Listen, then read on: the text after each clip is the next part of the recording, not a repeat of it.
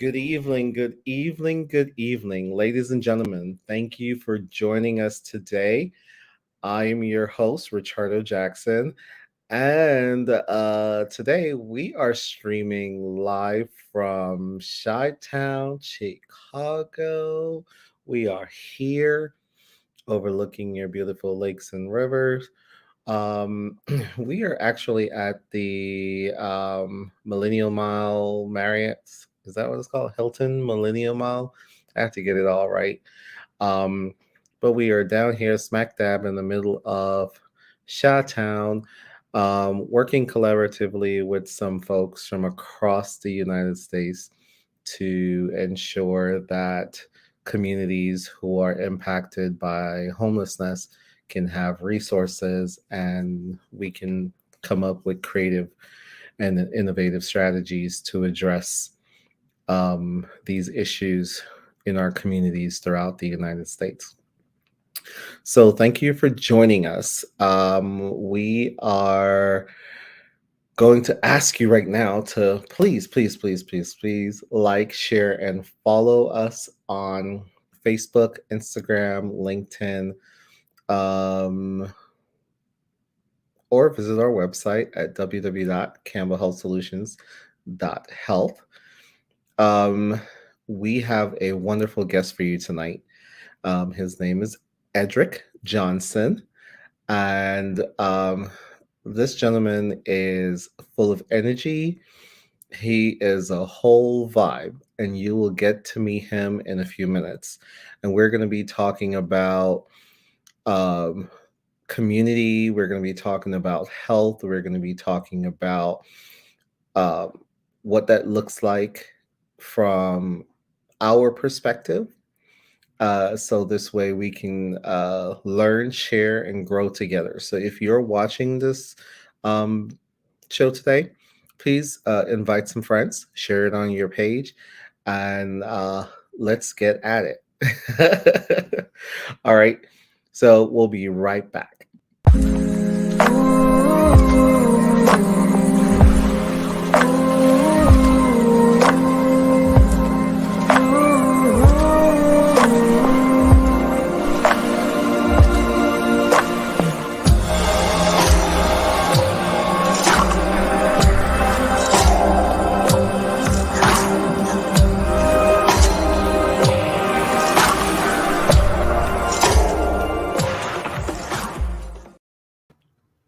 Welcome, Mr. Johnson.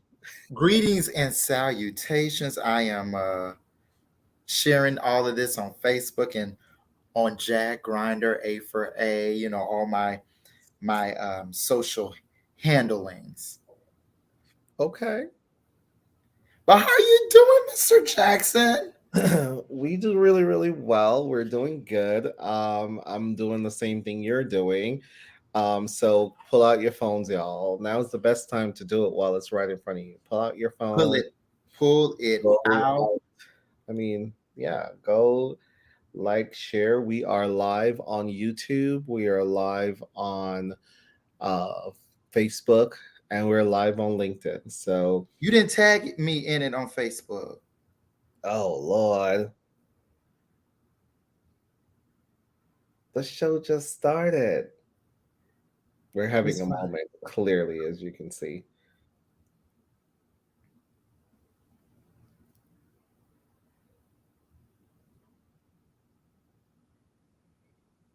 Okay, here we go. I'm trying to tag you now.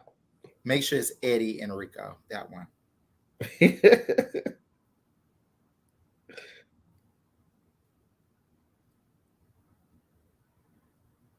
If I can find you,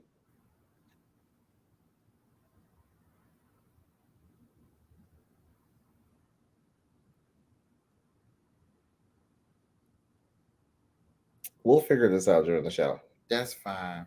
Because I don't know. I'm getting a whole bunch of other people who It is should fine. come So, with the what show. is going on? What is going on? What's the tea?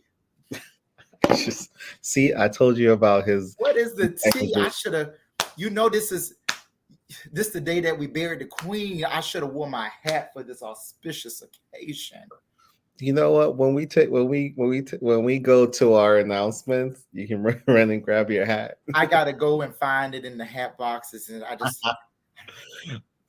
As you right as usual, what I want to tell everyone is that if you are watching this and you end up and you have questions while we're watching this and you want to get them answered live on air, just really just throw them in the chat box and we will do our best to get them answered right live on here.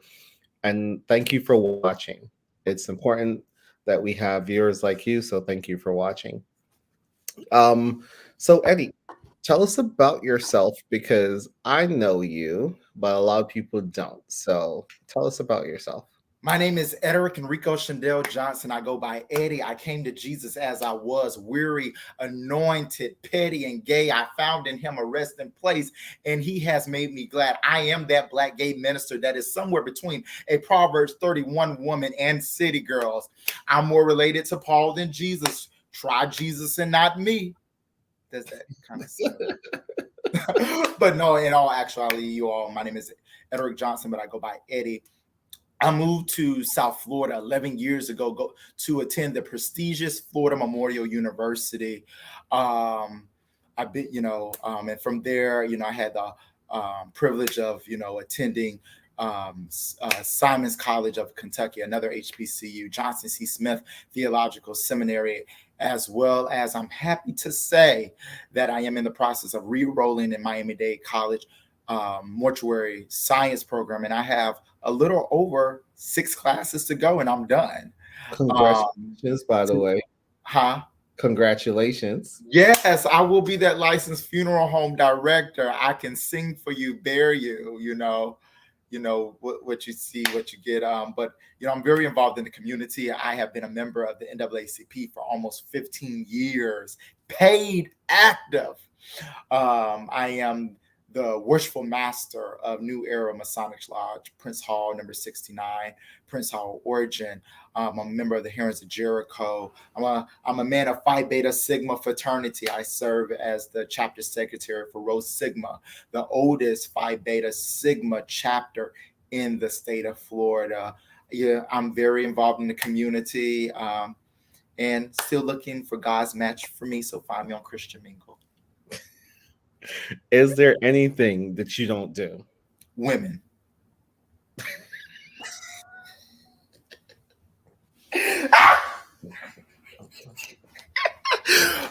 Was this supposed to be professional? You have to tell me if this was supposed to be professional. Was this supposed to be professional? I was just not ready. I listen. You asked the question. I did. You know what? I should have expected that. Knowing you, I should have absolutely expected that. You should listen. Listen. I tell everybody, there's a time. I'm very versatile.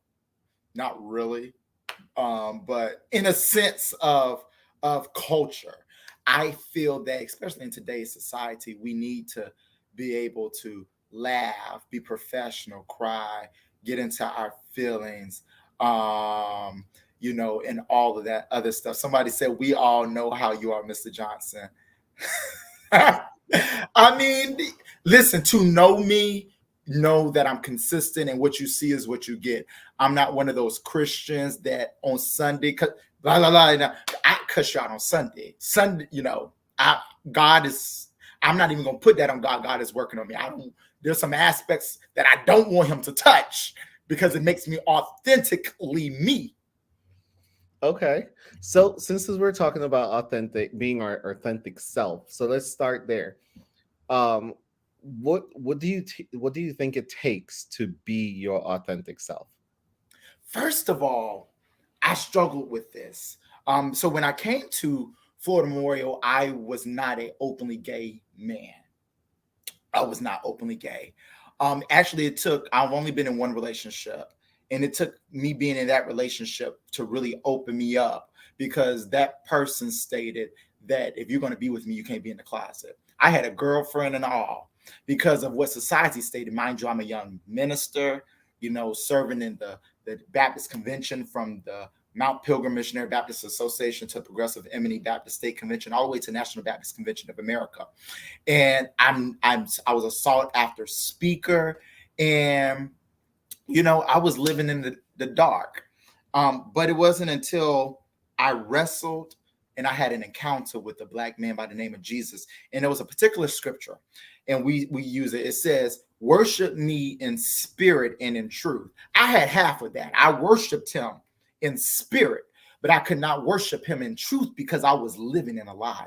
And so many people are not living in the authentic selves because they're living in a lie, a facade, because they're trying to be something for someone that they're really not, trying to please people who really don't like them. I'm a 30-year-old man, and I realized if I don't give a who cuts me off. As long as it ain't FP&L, T-Mobile, the water company, my Wi-Fi, I don't care who cuts me off. Because let me tell you this, if the gay in me distracts you from seeing the good in me, if the gay in me distracts you from seeing the God in me, then you was never good for me. Well said. So, what would you say? Because we know that you know this has been something that has plagued a lot of different communities, particularly the black community. So one of the biggest thing is that there isn't any. We don't allow black queer folks to be their authentic selves within our black communities, and then we turn around and or our community turn around and bash them for being it, for hiding who they are or just trying to survive, right? So then we say, oh, they're DL and they're this, and we make up all the community makes up all these different names to further stigmatize and demonize people instead of just loving them and allowing them to live their authentic truth. So, did you find that to be particularly challenging as you were growing up, immersed in like church and just immersed in your community? Yes, because I come from a small town called Bradenton, Florida. And the church that I was raised in, St. Mary Missionary Baptist Church, a church that I love dearly, um, the people, and we always talk about racism, but same thing with homophobia. Racism is not, you're not born racist, you're taught. And the people where I'm from, they were taught to be homophobic because they said, well, this is what the Bible says.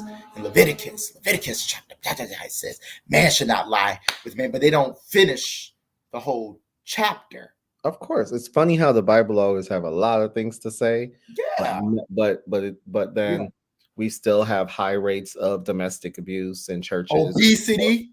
high rates of domestic violence, and the list goes on and on. And the Bible apparently don't really say much about those things. No. But I never forget it. I was in a convention, and Reverend Edward Bland, I believe he pastors in Ocala, Florida now. He stated, if you take out the Bible, what you want to take out of is not the Bible you believe in, but it's in yourself. When you're reading the Bible, one of my teachers at Florida Memorial in religion, I had two teachers in religion. The first one was the late Reverend Dr. Matt King Carter, who his wife brought me to Florida Memorial. And then another one, Reverend Stephen Caldwell. And they stated you when you're reading the Bible, you have to have the Bible in one hand and the newspaper in another hand, meaning you have to stay current. And you cannot read the Bible literally. You can't read it literal. You just can't read it like a regular book. But you're going to need more things besides the Bible. We also need to remember that God did not write the Bible. Right. And when you're reading the Bible and you're trying to study the Bible, you also have to like pray and ask the higher power to really help you to decipher some things. To discern, Lord, give me the spirit of discernment. Lord, show me what you need me to see. Right. In this black and white. But like I tell people, it's more, I call those type of people religious people. Religious people gonna go straight to hell. I don't have religion. I don't believe in all of that. I believe I have a relationship because I'm saved by red blood and not black ink. So many people are so consumed in the black ink that they forget that they're saved by his red blood. Well, I mean, growing up in black churches and black communities, it was like you live and die by the Bible, right? And it's just kind of like you have to do, you want to go to heaven, this is what you got to do. But then again, if you do anything except breathe air, drink water, you're going to hell. But this is the thing. He said in his word, he says, "For God so loved the world that he gave his only begotten Son, whomsoever shall believe in him shall not perish but have everlasting life." It didn't say whomsoever that was straight, whomsoever that was black, whomsoever that was a Republican, whomsoever that was perfect. It says, "Whomsoever shall believe in him shall not perish, but have everlasting life." I confessed the Lord, as my Savior. And we need to understand the difference between sins and abominations. And also we need to understand what is an abomination. And why does the Bible says man should not lie with man as woman? Because you have to remember in those times what was happening. You had older Jewish men laying with these young boys as their concubines and basically preying on them. That's why it says you should not lie with them, because they were preying on them. But the greatest commandment that God left was for us to love one another. How can you sit in church every day and never seen God before? You don't know that he exists, but yet you see a brother and a sister every day that you know exists. You see in them and you're breathing them, but you will not talk to them or like them or have a conversation with them because you're so stuck up with what they're doing in their bedroom. But let me tell you, if walls could talk, and if the diary from heaven fell down, we will all be in some messed up shit.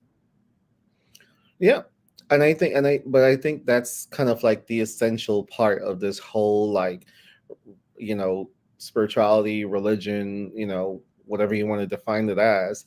And by no means, we're not here, you know, the, we're not here just saying if you believe in the Bible, if you believe in Christ, that you're going to go to, like your teachings are wrong or whatever the case is. We're not just talking about that. Whatever religious book you hold as your religious book, whatever God, he, she, it, that you serve higher power, whatever it is, that you have to build your own relationship with that higher power. And that relationship is a relationship between you and your higher power, not you, your higher power, and everybody else. Because I think that's where a lot of things get all crossed up, where is we want people who don't subscribe to the same texts and the same religion and the same belief as us to now subscribe to our policies and our procedures that we've developed based on our interpretation of the Bible. And that puts people in very awkward position instead of saying, hey, we can all coexist. We can. And this is the thing. There's a story, but there's a story about monkeys and an elephant.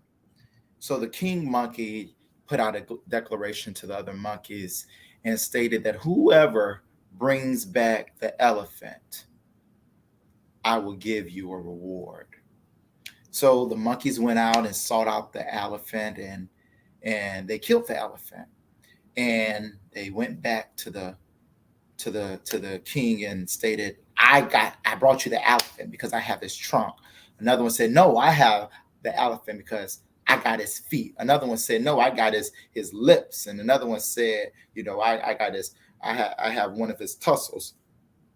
In all actuality, that's just how religion is.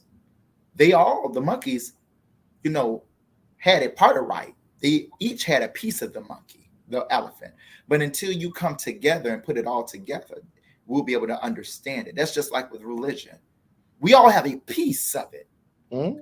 Because if you really look at Buddhism, Judaism, Confucius, Islam, they all pretty much similar. Talk of a virgin birth, Mm-hmm. about a person who walked around. Or my thing is this: I am not going to discredit you for who you believe in. We all worship. We just worship differently based on our culture. Right.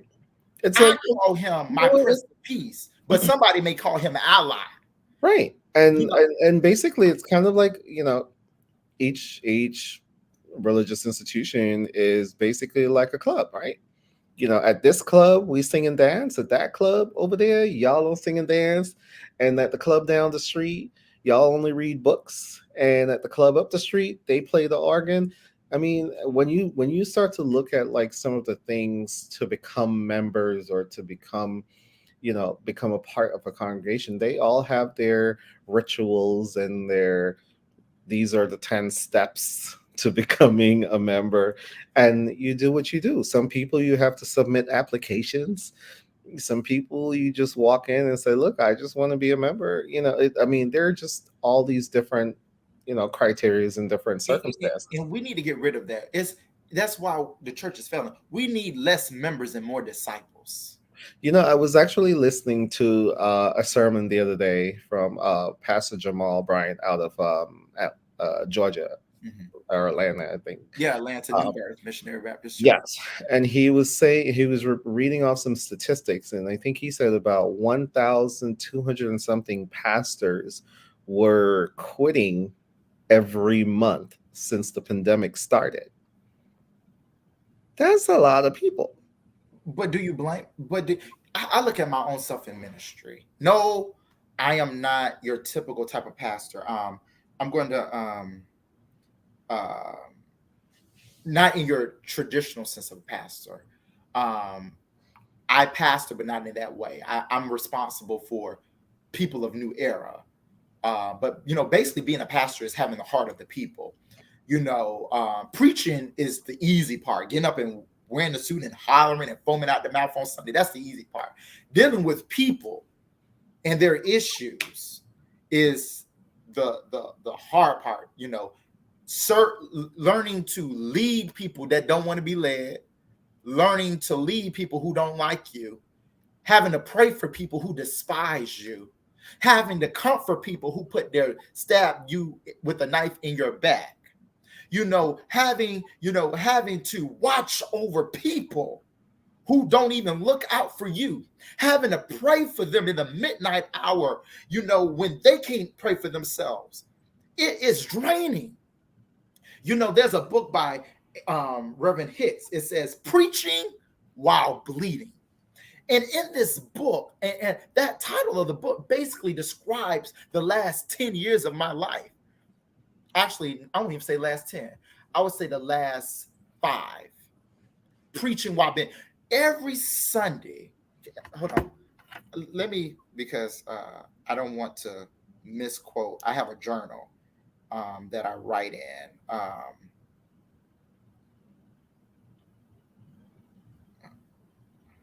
If you are just joining us, thank you for joining us. We are live with Ederick Johnson, and he and I are having a very vibrant and exciting conversation. Um, uh, he's a minister, musician, community worker. He is just full of energy, and he's here to, as one of our viewers have commented, educate the people. I did find it. Okay, go ahead. Hold on just 1 second. So this is what I wrote a couple of years ago. I wrote this August the 25th, 2018. I said, while serving God's church, I lost focus on myself. And I had to heal real quick because I knew Sunday was coming. And on Sunday, I had to somehow manage to lead God's people to his presence, while yet I needed to be touched. Had to find time to heal between trying to help heal and comfort others, is what Reverend Hicks describes as preaching while bleeding. My time was sacrificial because I said yes to God to carry the cross and do what I was called to do. Yes, we have a calling, but ensure that you are full and taking care of yourself, because when you die, they will find someone else to replace you. The recovery always takes longer when the wound is covered. Mm. There's so much in that about self care, about service to community. There's so much to reflect on. It is. And, that's going back to what you stated, what Reverend Brian said about not only preachers leaving, but preachers committing suicide. Mm-hmm. Let me tell you, I didn't, a lot of people when I was growing up said, "Oh, Eddie gonna be a little preacher." And, I fed into that. But really being called into this, I wouldn't wish this on nobody. I'm grateful that he chose me. I'm happy that he chose me to do this. However, I wouldn't wish this on anybody, because let me tell you, the sacrifices that ministers have to take. It's it takes something to get up on Sunday and try to bring you into the presence of God, whether it's through music or whether it's through the preached word. Like on this weekend I had a busy weekend, and this weekend I had two episodes with depression this past weekend because for those who don't know it, I've been I don't like to say struggling with mental illness, but I've been fighting the good fight as it relates to depression and anxiety. And then this weekend I had two crises, but yet some way somehow I get to church on yesterday. Tired. I left my grandma's house early yesterday morning, tried to make it to church. I had an attitude, was sleepy and all. Still, on my way there, I'm talking to God. And I walked into church, and the people who knew me, they didn't take it for granted. So I had an attitude, but it was something when I got to the place that God told me to be to. I felt abandoned. But when I got there, God gave me the strength to somehow, and I made it through the service. And while they praising God, I'm ministering to myself because that's what I needed. So it's being a minister, being called, being a pastor, people think playing the piano is and preaching, that's the easy part. Mm-hmm. That's what dressing up in a suit and saying nice things, that's the easy part. But when you have to live this thing, and when God wrestles with you on some stuff, let me tell you. But at the end of the day, I thank God for my journey. I wouldn't take nothing for this journey. I wouldn't.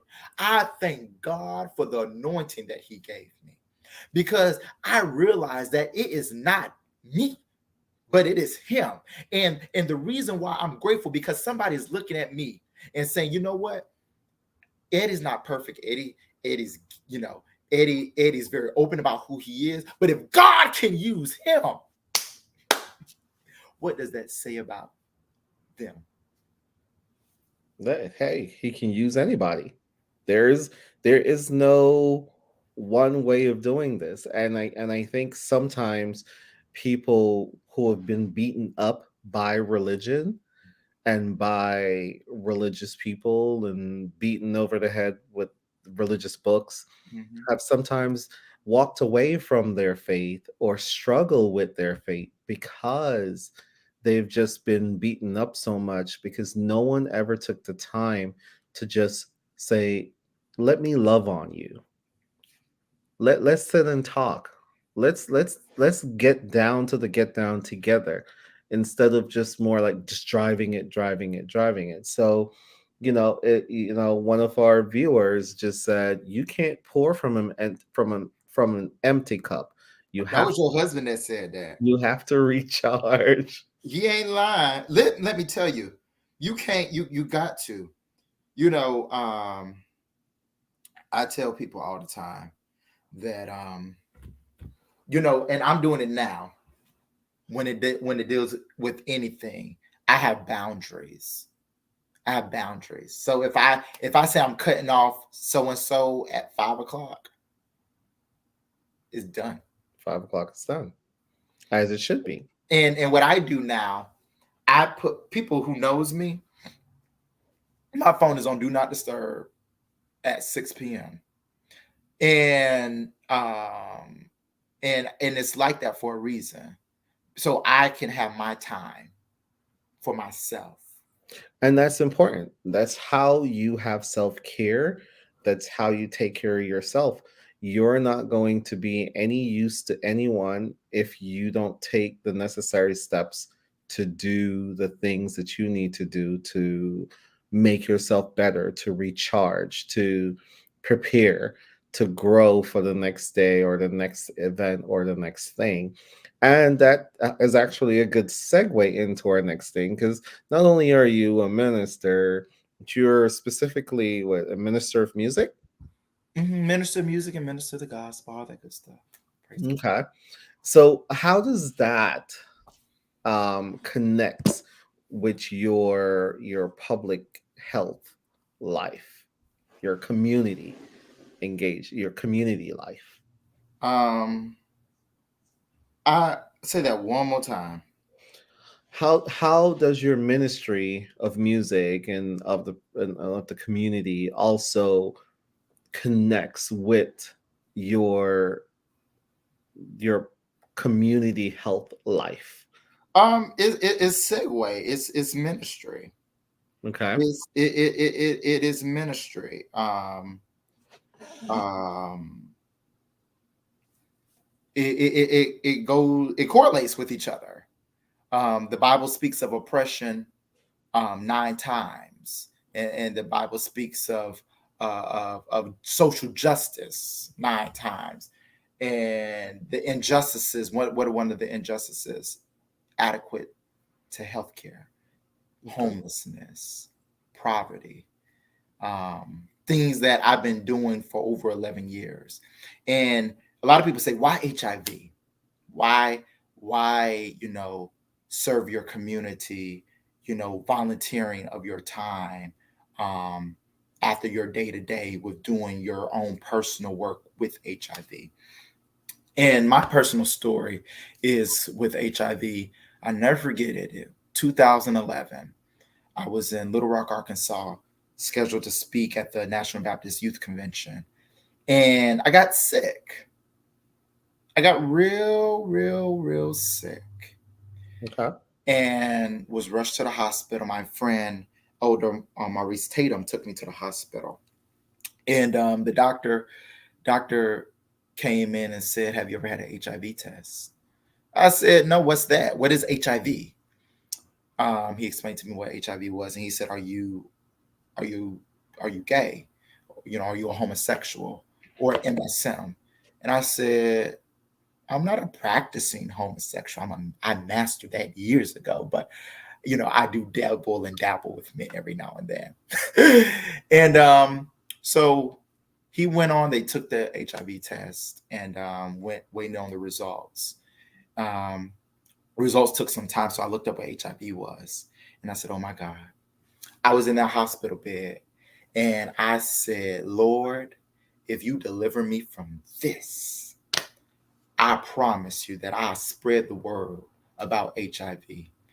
If I don't know about it, living in a small town called Bradenton, I know my friends don't, or they don't know the importance of it or the facts about it, because we think that HIV is really GIV, gay infectious virus. We think that it's a gay man's disease, but the first letter of HIV is H, and it stands for human. That therefore it means if any blood is running in your body, you're prone to it. So the results came back negative, and I kept my word to God. I kept my covenant to God, because I said, if you deliver me from this, I'll do this, and I've been doing it ever since. Out at late at night, and from in Tampa, I started out with Reverend Rick Rollins, in Tampa, passing out condoms, and then I moved here and got connected with Lorenzo Robinson, who's my mentor. And then I met people like Marvell Terry. Believe it or not, Marvell Terry with the Red Door Foundation put me in the spotlight for me to position me for where I am now.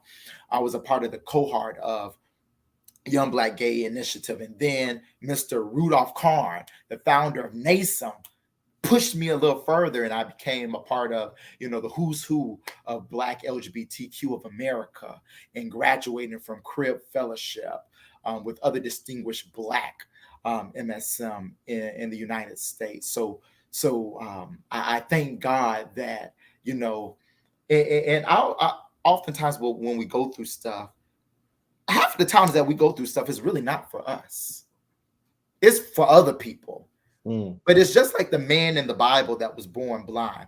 The people in the village asked Jesus, John Tavius Christ, who sinned that this man may be born Wait, blind? wait, wait, wait, wait. What's his name? Jesus John Tavius Christ. And people say, why you call him John Tavius? Because I want to remind people that he was Black.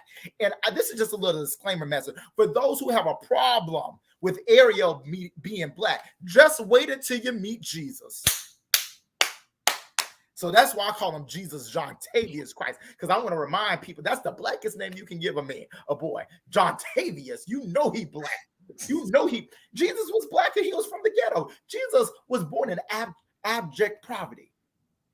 Back then, it was what we call Section 8. Hello. His mama, and if we want, that's a whole nother topic, talking about how the Holy, when we want to talk about rape, what did the angels do to Mary? They didn't ask for her permission. She didn't give her consent. But that's another story, another sermon for another time. But nevertheless, Jesus John Tavius Christ. Yes, that's what I call him. That's what I call him. I was going somewhere with it, but I forgot where was I going. Where was I going? I don't know where. You stopped me. You can't stop. You know I'm ADHD. Listen, I am with you. Black men are getting arrested at night for hanging out with their boys in the park, and Jesus was no exception, I guess. So, Listen, at Jesus, the end of listen. I need to. When people talk about our viewers are screaming and laughing right now. They are just. I'm trying to tell you. And you know what? People always want to think that Jesus was calm. Y'all need to realize Jesus went to the temple and knocked over some shit. So he was radical. Y'all better realize Jesus was radical. Well, sometimes that's what it takes to get things done. You just gotta, was anything, then we had to do some radical things in America just to get our ancestors, just to get our freedom, our rights, the right to be, the right to live, the right to love. Right. So at the end of the day, activism still continues. And, I wish there were more people who would kind of like continue to be vigilant. Well, I hope people are being vigilant, because if they think that we have arrived, we haven't arrived. There's still work to be done.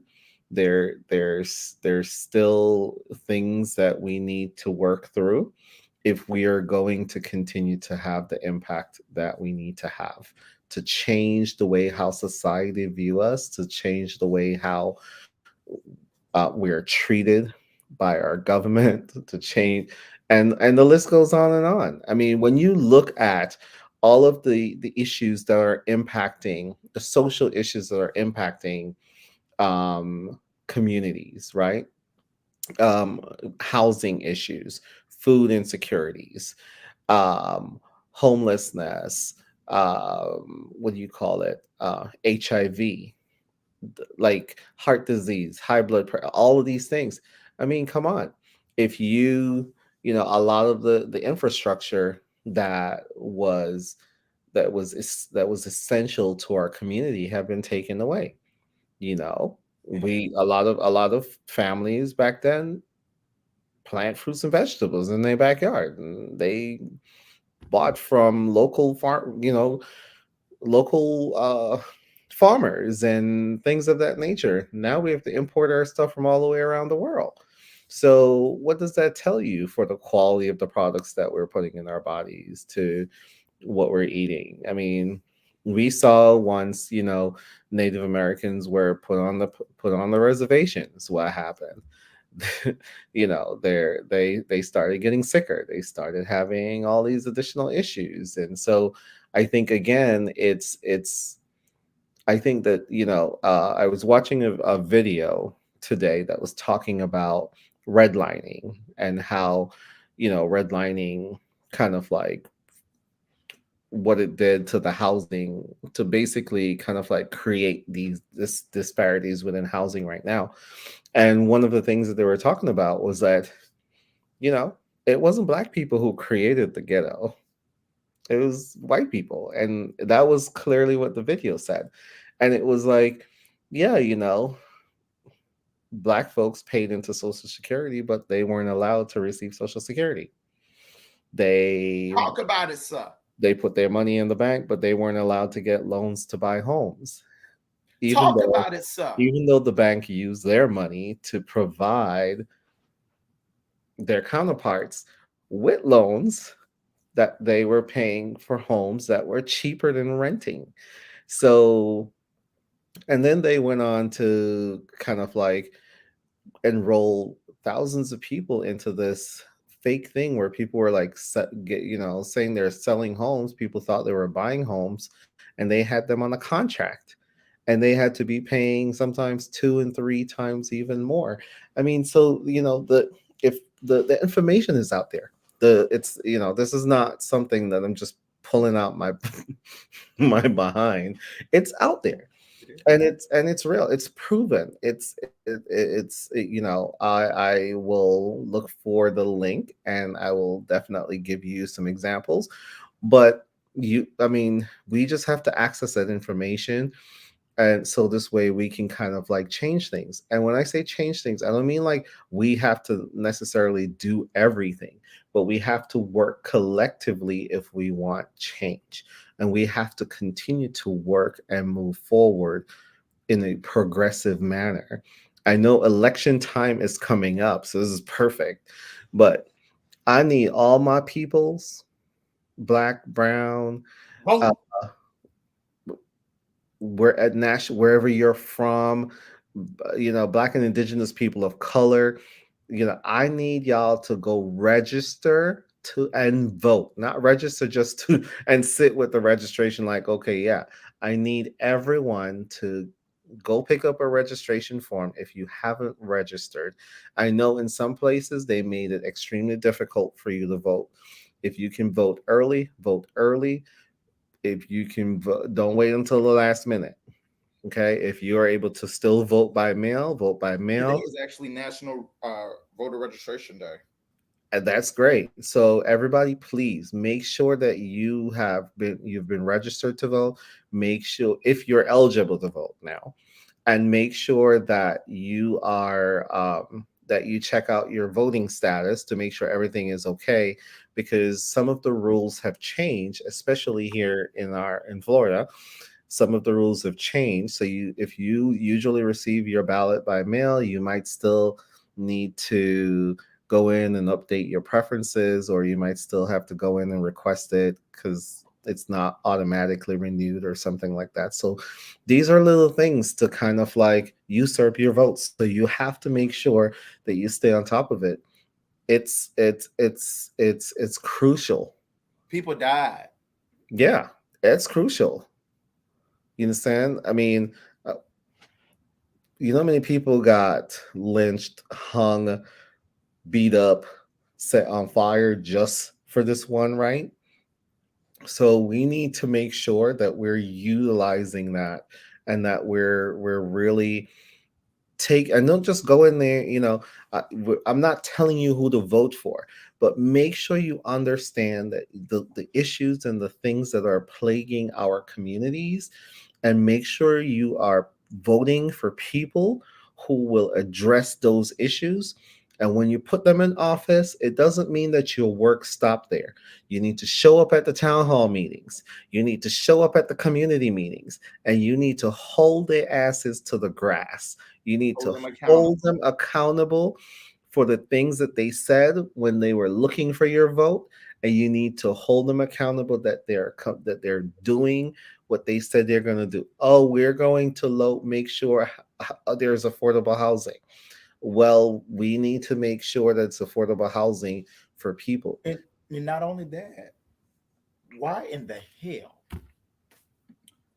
is the requirement for renting?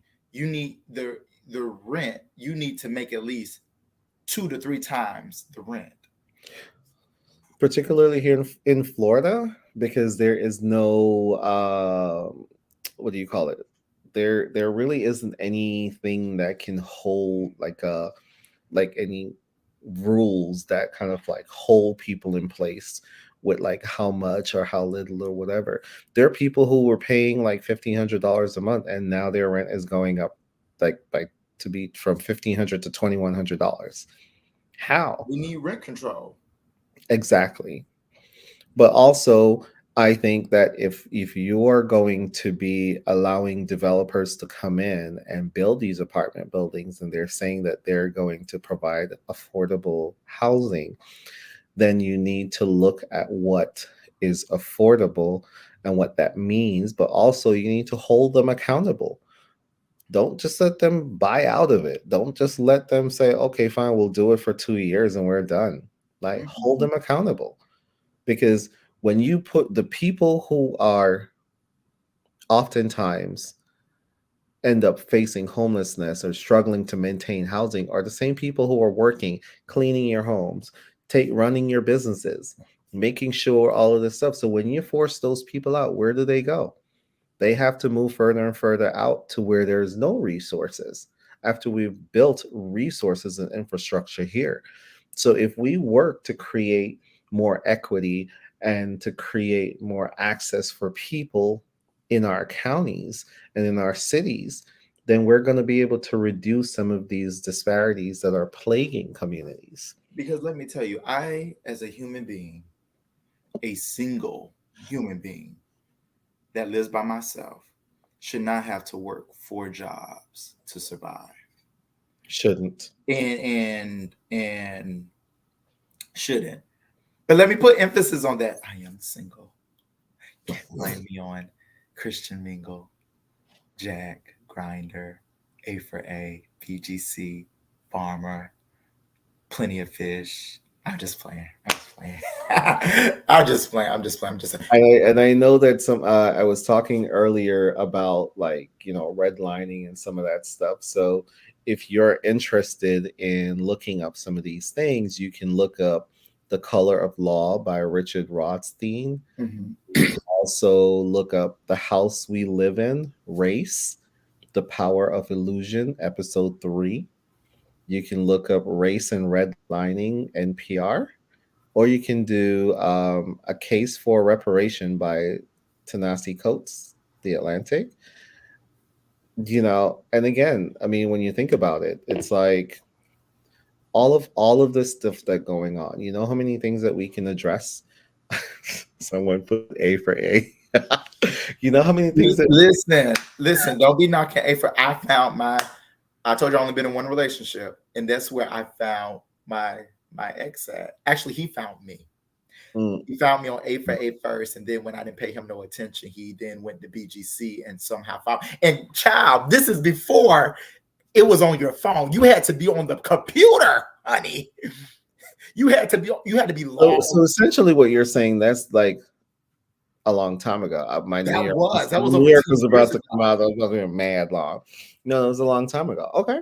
Yeah, that was a long. But but since then, I've been single for 3 years, and and I've been able to, you know, find my. Not saying that I was lost when I was in my last relationship, because I can honestly say I can't say nothing bad about my last relationship. Taught me a lot of stuff. And we're still great friends to this day. Um, but this is the thing that people need to do when you're trying to think you're ready for a relationship. Make sure that you're healed. Yes, please. Don't drag your stuff and take it to somebody else's dough. And know what you want. Don't be wasting people's time. And if you don't know how you want to be loved, ain't nobody gonna be able to figure that out magically. You And have to be also, able to tell people how you want to be loved. And also figure out not only your love language, but figure out your sex language. What turns you on? What makes you want to bust that good nut? What is your fetishes? Are you into, fisting? Are you into underwear? Are you into bondage? Are you into role play? Figure out how you want to be loved emotionally, physically, but also sexually. You Right. know, And have open and honest conversation about that. yes, I'm not a mind reader. I'm sure your date won't be a mind reader. So you have to have open and honest conversations about it. Because if not, yes, yes. If you want your dick sucked, just say you want your dick sucked. you- Like, don't keep going in circles. You know what I'm saying? listen. And then people are like, and then you end up being in a relationship with someone that you weren't meant to be in a relationship with, and then lo and behold, now you have all these other issues and dramas going on. So people have to just have open and honest. Conversations. Uh, you know, you know, fisting. Listen, whatever you people into fisting, shitting, pissing. Listen, I don't judge. I know what I like. I know, what I love in the bedroom, or outside the bedroom, or in the car, or you into public play. Like, you know, my thing is this: I am what is called sex positive. I love sex. I love talking about sex. You know, I'm not one of the people that's addicted to, like, I have to have sex every day. Like, no, not me, because child, mm-mm. But also, also remember, one thing that I have, learned by being single these past couple of years, you have to not only be careful about HIVs and STDs, but there's another STD you got to be afraid of: sexual transmitted demons. Because when you're having sex with these people and hunching, you transferring spirits. You want to know why you depressed all the damn time, and you something just ain't right. Have you checked the last time who the person you was, you know, who you got to be careful about these things. I'm just saying. I'm just saying. Sex demons are real. Sexual transmitted demons are real. I'm telling you. I'm telling you. And let's not be so infatuated with, just because a person look good does not mean that they're good for you. And this point in my life, what I am looking for, and this is my public service announcement for whoever's, I'm not looking for, I am to the age, I am tired of WYD at 3 o'clock in the morning. I'm asleep. Shit. Those days are over. I want to build with someone. I want to build a legacy with someone. I want to be able to share all of this with someone. I want to be able to share their life. I want to be able to help them build. No, it's not going to be perfect. No, I don't want that no and way type of relationship, because that shit is fake. I want, someone that will cover me in my mess, that someone that will cover me in prayer, because they and me is not for the weak in heart, honey. Right. And you also, like, and we're not saying, like, we're people, as you go through life, you go through different traumas and different things, and all of that. We're not saying that you're never going to not have baggages, or you're never going to have that, whatever. But you need somebody to help you to put them in the box and put them in the closet, so you don't have to worry about them. No, no, no, no, no, no, no. You don't. You don't need nobody to put them in the car. You need to help. First of all, unpack it, Put and them in. whatever you cannot unpack, with a therapist, then they come in and help you. And put them in the well, don't put it in the closet because it's too quick. You might be reaching it too quickly. Put them out in storage someplace. So you gotta, like, get in the car and drive there to go pick it up, because sometimes, like, your history is your history, but you can't get you can't just allow your history to dictate your present all the time, because you live in the present. And as part of having a healthy, I think, like, you don't really get to I think a lot of the people who are in healthy relationships, you don't really get to see them. And that's how it should be. And but because people don't get to see them, it makes it challenging, because then other black gay men don't really get to see what a real relationship look like. They don't really get to see the work that goes into building a relationship, and they don't see examples of that. So, like, I'm very clear when me and my husband go out, like, people stare at us like we're like the elephant in the room. We are like, it's like we're wearing signs. And when we go out with our kids, it's like they haven't seen two black men with kids. And and we're aware, like, we have kids who are different ethnicities than ours. And so we definitely understand sometimes why people will turn heads. But at the end of the day, it's not something that, like, you just throw it on in the morning and just walk out the door and, like, everything is good. Like, it takes work, it takes time, it Yes. takes energy. And I think because people just want something for now, they want the grinder effect.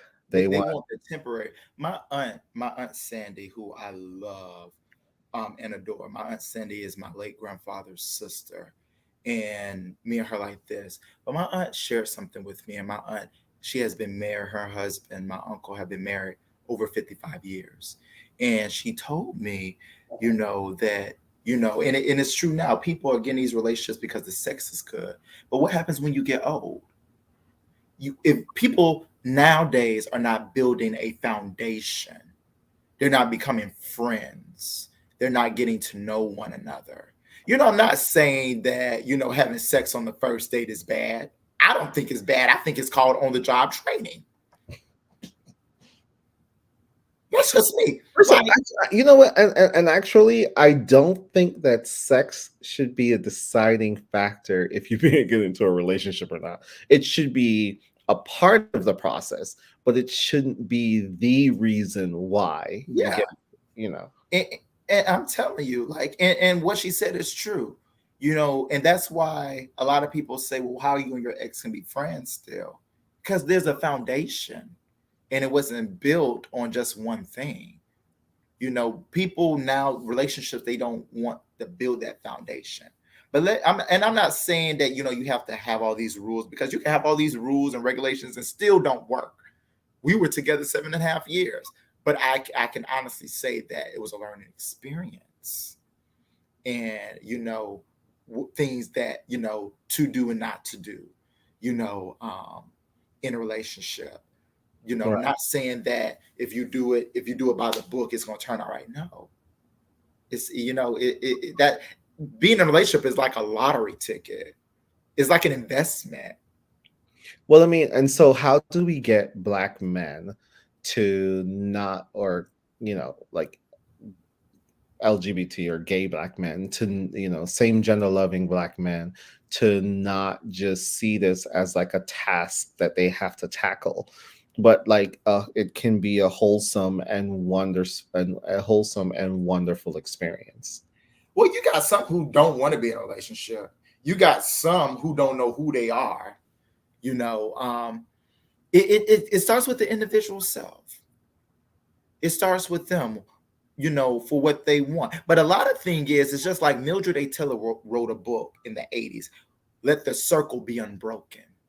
The reason why they cannot be in a healthy relationship, because they never saw one probably growing up. Facts. Like, Facts. let's just be honest. Because a lot of people grow up doing, they actually, when they grow up, they start doing the things What that they they see happen. And so if if mommy never complained about getting hit by the doorknob in the face every morning, then they think that it's okay for them to be hit, or it's only when something is broken, then, only when a limb is broken, then that's when, mama will reach out for help. So if I'm getting smacked and hit, then it's okay. Then until something gets broken, and then, but you can have a violent free relationship. And nobody is saying that. Your relationship does not have to include violence. Your relationship does not have to, include, um, you know, the like all of these traumatic experiences for you to be okay. Like you can have a drama traumatic free relationship. Now, is it going to be perfect? No, but there have to be some, like you have to be willing to work through some of the stuff. And so like, you can't say we're in a relationship, but then the minute something goes wrong, all of a sudden you're on roommate status because it's a commitment. Hmm. And, You have to and work through it.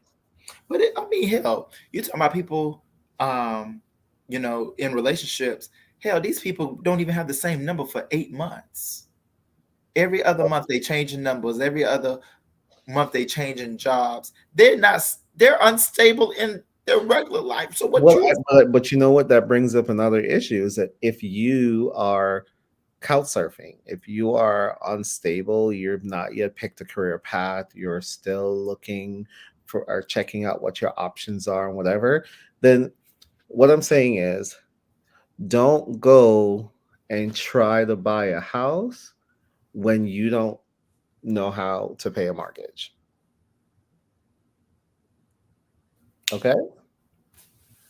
Don't go get a car if you're not going to be willing to put gas in it because you're not going to get very far.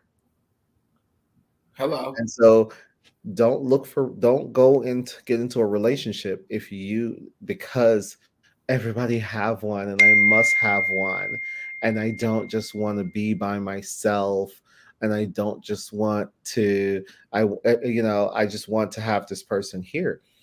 Learn to be friends. And if you have some sort of a sexual arrangement, let your arrangement be what it is. You get your sexual needs satisfied, your emotional needs satisfied, whatever the case is, until you are ready to have a relationship. And if you're and if but you can't something you have to figure that out. And I think that sometimes people just get this illusion or this idea that, oh yeah, I want to have a relationship. Oh, you want to be with me? Okay, fine. Oh, we had sex last night, so we're dating now. I'm glad you said that. So I was talking to someone a couple of months ago, and they thought that because my motto is I hunch them all until one become consistent. Meaning I don't believe in just because we're talking and getting to know one another that all bets are off because I don't put all my eggs in one basket. Now, however, if I see potential and I see other people are becoming a distraction and I want to pursue you, then we have this conversation. Hey, do you want to go exclusive? Until to continue to get to know one another. Like it's all in the communication. But I tell people, just because we had sex or just because we went on a date does not mean we're dating. Does not mean we're in a relationship. And just because we're dating does not mean I can't date other people. But that's part of the communication. Relationships require, whether it's friendships, dating ships, marriage ships, Sex ships, sex situationships. situationships, financial ships, whatever it is, it takes communication. You have to communicate. You have to be on the same. You can't be walking on the same street in a different ends of the parking lot or different ends of the street. You have to be going in the same direction for the car to work. The wheels don't just decide that it's going to go left if you're turning the steering to the right. That's not how it works. Because if that happens, then your car is broken. And so people have to understand that it takes communication. It takes, working together. It takes compromise. And sometimes people think compromise is such a dirty word. Compromise is not a dirty word. It just means that I know that I want this today, But because I want what's best for my relationship, I'm not going to have that today. And that's true. It's that simple. But we live in a world where everybody want it now, now, now, now, now. It's me and my needs, and if I can't get what I want, then it's not going to work. And so when you get with another person who said, "Well, if I can't get what I want, it's not going to work," then what happened? Now you're stuck Like Chuck. because nobody is going to be willing to work through it. So you have to talk through it, you have to work through it, and you have to grow from it. Now let me just tell you, when we on this probationary phase, I ain't working through shit. I just want to be honest. Now, Listen, if we get in a relationship, then that's yes. okay. But if we're in this probationary phase where we get uh, all bets are off. How Now, long is the probationary phase that you're talking about? How long is that supposed to be? until we say we want to be with each other. There have to be a time limit, though. I mean, I mean, you can't put a time limit on that because I've only been in one relationship, as I've stated, so I only can use that as an example. I Okay. met him. We started conversing November of 2011. In February of 2012, no, January of 2012, he gave me his number. February the 12th, we went on our first date. April 20 something, we got into a relationship. June of 2013, we moved in together. But we didn't say this is the time. It flowed. It just flowed. Like there was no time like we're gonna be in a relationship by this time. No, it just I never forget. We was on Uvu.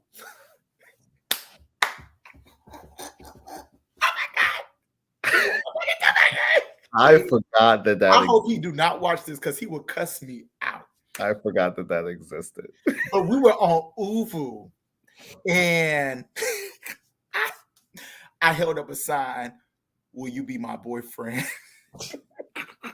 Check and, yes, check no. and it just happened. We didn't have. I said all that to say this: there was no timeline. Right. There was no timeline. Like we didn't get together and say we're gonna be boyfriends. It just happened. And what I am doing in this space of getting to know people and dating, I'm just letting things happen because I've No, when I say a time frame, I mean that there are people who are in relationships for like 6, 7 years and they don't know if they're going or coming. They're like oh it's I think that there have to be and this is where like there have to be active communication about kind of like sort of like what's the plan, right? Because there's also the opposite part of that where if somebody who you weren't meant to be with is occupying your time and your space, then the person who you're meant to be with will walk right by you. And so sometimes you have people put on their best, it's like an interview. People put on their best garments and look for the interview, and then once they get in the door, You got to all think how bets you are get off. them is how you keep them. My one thing that I'm learning in this dating phase, and I don't know, I have to learn how to change to protect myself without compromising my message because I'm the type of person. I'm very. My motto is you don't have to question where you are with me. You don't. I ensure that you're top priority. However, what I've learned over these past even years that you know not to give so much in one time, not to give so much in one time because I'm not. I wouldn't say I'm old school. I believe in courting, but I believe in just damn, here it is. I'm not talking about with gifts and shit, stuff like that. No, I'm just talking about of giving of myself, not just sexually, but Right. Because you emotionally. have to make sure that the right you're giving it off And you that's the problem. person. Because that's the problem, because I'm trying to put my best foot in what, and I tell people, I don't even say I'm trying to put my best foot forward, because this, what you see, is that's me. I'm like that with people who I'm not dating. That's just the type of heart that I am. But the thing is, And that's okay. And that's okay, as long as you're kind of like not putting yourself in a situation where you're overspending from yourself. yes, So you have to budget yourself. And yes, also, that's why the communication piece needs to be very active and very live, because you need to be able to say, where do you see yourself from that? And I think a lot of people, you know what it is, a lot of people get caught up in the feelings and the emotions in the first couple of months, 6 months, 3 months, maybe a year. I give it and 90 days. and When you can pass the 90-day mark, and I think what happened is that people go, oh, I really like him, and they want to wait until they go on dates, or wait until they kind of like see something to for them to decide or whatever, instead of just saying, hey, how's your communication with your mama? How often do you talk to her? you know and then also, like, okay, how often do you see your mama? Because a lot of that will give you an understanding of how this person communicates. A yeah, lot of that will also, because people date people look, sometimes people attract and date people that have similar, you know behavior tones, or similar to the people that rear them. So you ever seen, like, in some families, like, what they say, a daughter is the father's first love. So mhm. she goes out and marry a guy who's just like her dad, and a boy will marry a woman who's just like his mama. It's so you have to think about that, and sometimes you might have to walk away from that. You preach. But people have to really ask those questions. In less than in 3 months of me and my husband dating, I knew we were moving to Florida. I knew we wanted to have two kids. I knew, Like uh, it didn't take 6, 8, like 8 months no, for because you to. I asked those questions, and he asked me those very questions. So we were very clear about what the next steps would look like. And I was very clear, like, listen, if we're going to be dating, I don't want to date past 2 years. At the 2 year marker for me, we should be getting engaged. Something should be happening. Because what happened is that people think that they have to learn everything about a person in order to commit to that person, get married, whatever. People grow. The more you grow, the more you live, the more you learn.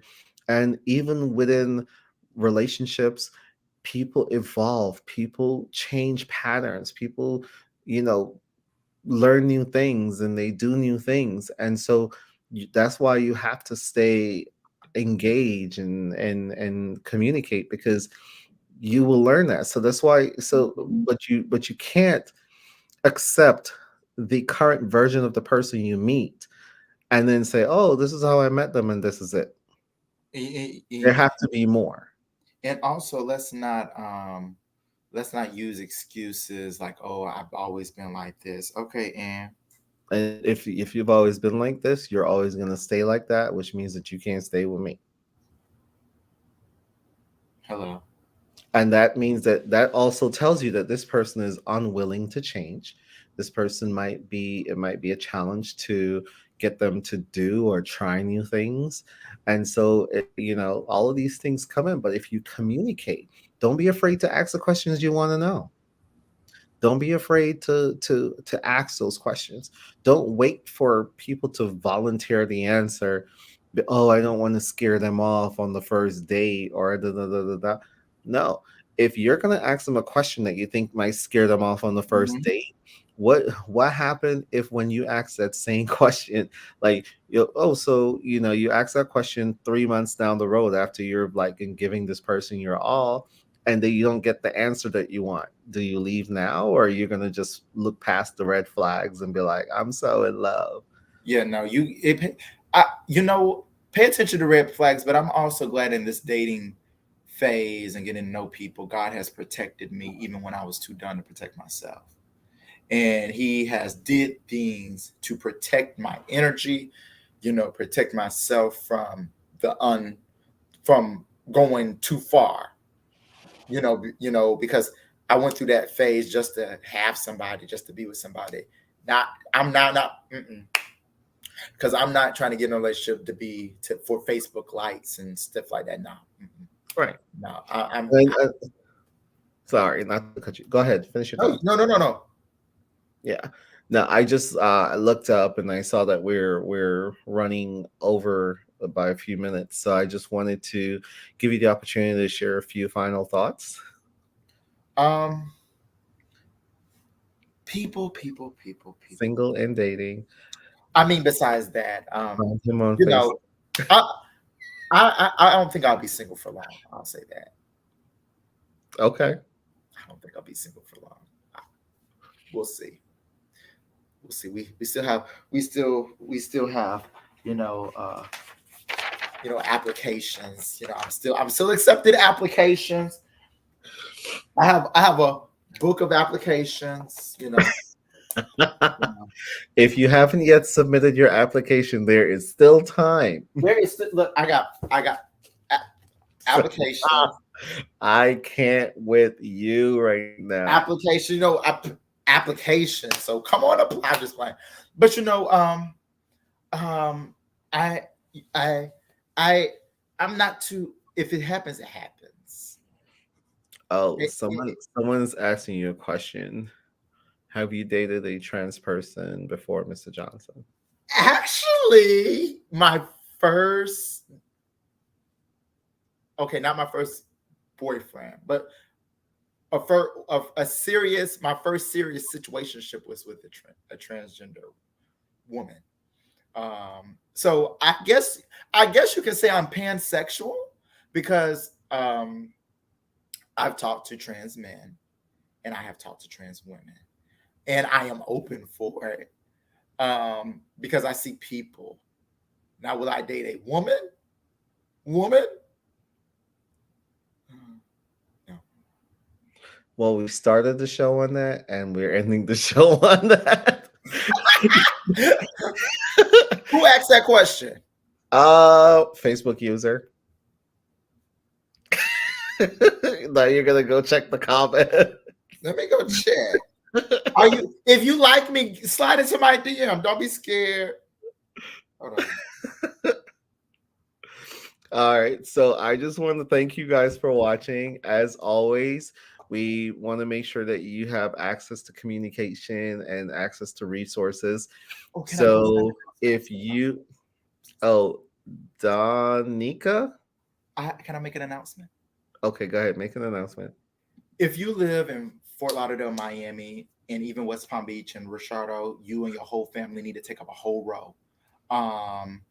New Era Masonic Lodge, where I am the founder as well as the worshipful master, where we'll be celebrating 2 years of service to South Florida on the um, second Sunday of next month at Grace Temple CME Church in West Palm Beach.